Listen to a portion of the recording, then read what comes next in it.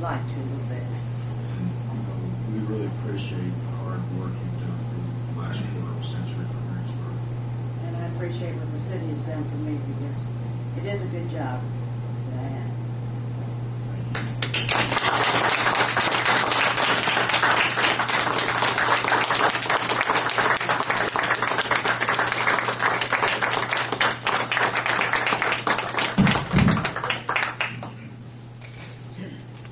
Meryl told me you've been taking that to bed with you, Jan.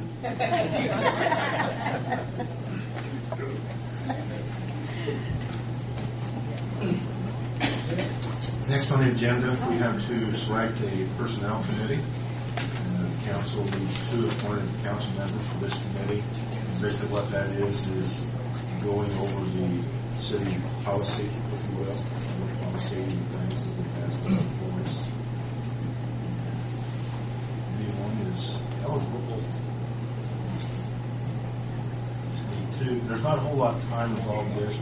Right now we're currently looking over the current policy, and we are making some changes and adjustments, and we need to go through this with the members of the council before we finalize it and bring it to the council for approval.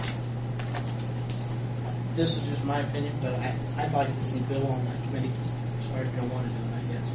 Just I know he's pretty experienced with all the policies right now, so I think he's a great person to have on that committee. I'd second that.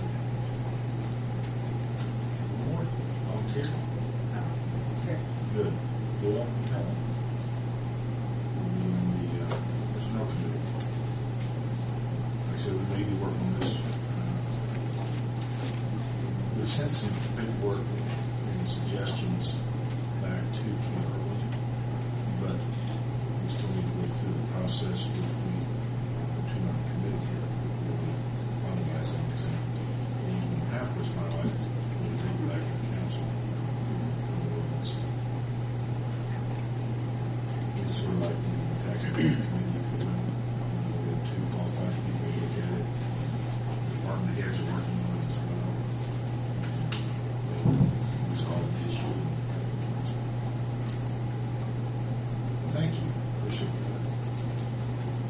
Next on the agenda is Mike Winnie and his crew.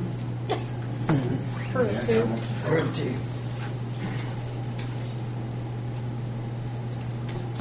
Oh, good evening. Good evening. Well, this evening we were hoping for Mr. Corridon to be here. We spoke on a phone consultation with him the first of the week. Is he here? Oh, Here's his name tag. I'm sorry. She looked over his name tag. Well, I had not officially met you yet. Say something, maybe I'll recognize your voice. Thank you. Okay. I think what we've had from the council so far, Herb, I think you were really concerned about enforcement. And I spoke with Mr. Corridon about that in our phone consultation Monday. So I'm hoping that he has some insight into how we can answer that for you as to how this ordinance would be enforceable. Well, actually, any ordinance, even the one we have now, is the same dilemma, is enforcement. Well, I guess I probably think this predates me a little bit, some of the questions that you had. So, Tell me what you would ask. specific questions. Oh, just since we're passing a new ordinance, I mean, I realize enforcement's a problem with any ordinance, but since it was a new one, I really didn't want to pass something that I didn't think had an enforcement arm to it. Some of my concerns, I think, are cats still required to be licensed? Well, cats are cats, Herb, and we do our best. I mean, really, honestly, we do what we can with cats. You know, in certain situations, like the cat hoarder we have in Greensburg that we believe is hoarding people's pets, you know, this would assist us in that. But just, is it going to help us go out and catch more cats? Probably not. Are we going to be able to make sure every cat is licensed. Probably not. But we do the best we can with cats. It's just they multiply like rabbits. What I can say is that we are working on preventative issues. The board we're looking at having a grant or some monies to use for spay-neuter assistance, and have either the neuter scooter, which does only cats. We're looking at having them come to Greensburg. So I think our thing with cats is preventative. Get as many animals in the population spayed and neutered as we can, and that will reduce the need for so much control with them. Control that's very hard to do. I've read the proposed ordinance twice, and I read it again this afternoon.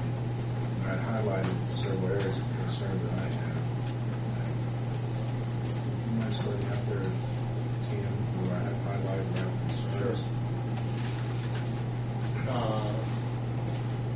I believe under 90.01 duties, jurisdiction, and powers, section B, there you've got highlighted power to apprehend or pound any animal that is in the owner's property without being under the owner's personal or physical restraint. I believe from our brief discussion, you had some questions as to what the intent of that was, as to whether if the property owner or an animal owner lets their animal out the front door to go to the bathroom, is that something there? That's not really what I was thinking about with that, and I discussed that with Mike.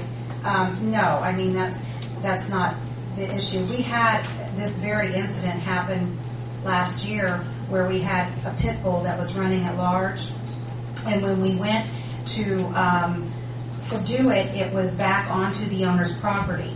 However, it was not on a leash and the owner was not at home. So we took the dog.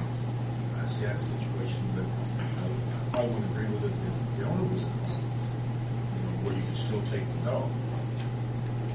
So I had a deal campaign last year, year before last, and the gal was at home. She let her dog out. It was a pit bull, and the pit bull went 2 blocks away from her and met me at a doorstep after I left somebody's doorstep, and then here I was greeted by a pit bull. She finally comes around the corner and hollers at it, a block and a half away, and she was at home evidently, but she let it out and didn't keep it leashed or didn't put it on the. Well, from my understanding, don't we always have to have a seized warrant to take an animal if the owner is present and is not, we don't have permission to take the animal for whatever circumstance arises with that animal? I mean, it's a process. We can't just go in and take an animal if the owner is present.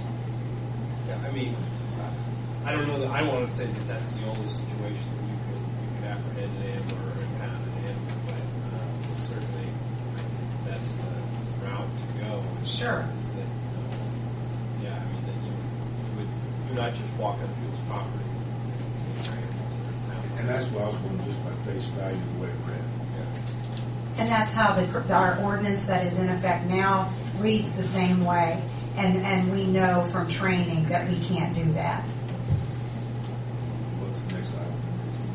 But I think you had on there the power to, and probably in the same vein, but under subsection E in the same area, same subsection of the code, it says that power to enter private real property in pursuit of the animals in the forest such chapter.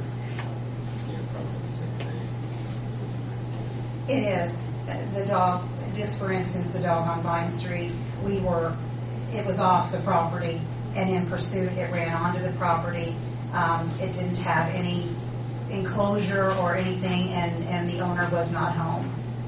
We knew where the dog belonged because we had the call several times before, so we were familiar with this animal. And I think it even as that subsection continues and talks about express authorization from the property owner as the owner of the warrant. Sure. And I think it's, a pretty good ordinance.